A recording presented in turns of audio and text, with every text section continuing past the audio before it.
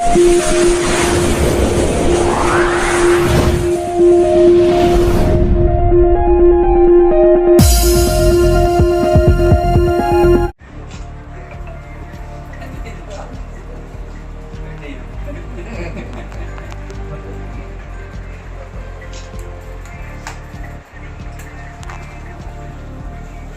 आ गए अपने पास।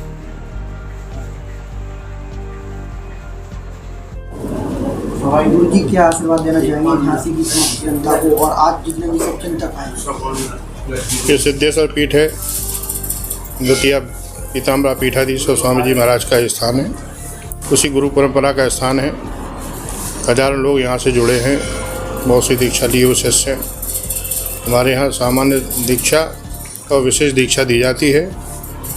जो साधक होते हैं, साधना के जिनमें सब सारे गुण पाए जाते हैं, इनकी परीक्षा हो जाती है, उनको साधना का मंत्र दिया जाता है। और जो केवल गुरु बनाना चाहते हैं सनातन परंपरा के अनुरूप, उनको हम लोग सामान्य नियम मंत्र देते हैं, जिससे हर गृहस्थ अपने गृहस्थी में रहते हुए उसे जप कर सकें। ये परंपरा निरंतर चली आ रही है, आगे भी चलती रहेगी, क्योंकि अनादिकाल से हमारी गुरु परंपरा है और आगे भी चलती रहेगी। जब जब इस पर कोई संकट आता है तो हम लोगों का विश्वास है, भरोसा है, भगवान आते हैं और फिर सनातन को उबार करके, इसका विस्तार करके और फिर स्थापित करते हैं। तो मेरा पूरे सनातनियों से ही प्रार्थना है कि कुछ लोग बहक जाते हैं, कुछ लोग ये छोड़ देते हैं इन बातों को, और एक ही प्रार्थना है कि वो अपने सनातन को अपनाएं, अपनी सनातन की मर्यादाओं के अनुसार चलें और जहाँ तक हो सके भगवान पर पूरा भरोसा रखते हुए अपनी कुल परंपराओं के अनुसार, अपनी हिंदू धर्म की परंपराओं का अनुपालन करते हुए एक साथ सेना भुनक्तो सवीर्यम करवामहि। वेद कहता है साथ साथ रहें, साथ साथ भोजन करें, साथ साथ व्यवसाय करें, साथ साथ कार्य करें। ये हम करते हुए सनातनी आगे बढ़ें, ऐसी मेरी शुभकामना है। सर, आज गुरु पूर्णिमा के अवसर पर क्या क्या कार्यक्रम मंदिर पर संचालित हुए? सुबह से भगवान का रुद्राभिषेक होता है, मैया का अभिषेक होता है, पीताम्बरा माता का श्री यंत्र यहाँ स्थापित श्री यंत्र का अभिषेक होता है। उसकी साधक लोग साधना करने लगते हैं।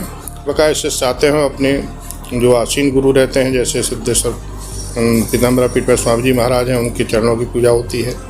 सिद्धेश्वर पर महाराज जी के इस स्थान पर मुझे सेवा का अवसर मिला, तो मुझ में जिनके गुरु भाव है वो हमारी यहाँ परंपरा की चरण सेवा करते हैं। और इसी प्रकार से दिन भर से आज भक्त आते हैं, शिष्य आते हैं, अपने गुरु की पूजा करते हैं, प्रसाद पाते हैं और चले जाते हैं। ये पूरा प्रातः 5 बजे से शुरू होता है, रात के 11 बजे तक चलेगा। महाराज जी, हिंदू धर्म में आज भी आपस में छुआछूत मानते हैं, इस पर क्या कहना है? छुआछूत तो हिंदी का एक शब्द है जी। सनातन में हमारे जो संस्कृत का शब्द है पवित्र और अपवित्र, जो भी पवित्र है उसमें जाति से लेना देना नहीं है। संत रविदास ये तो जिनको हम आज की भाषा में अछूत कहते हैं, वो भी तो उसी जाति से थे।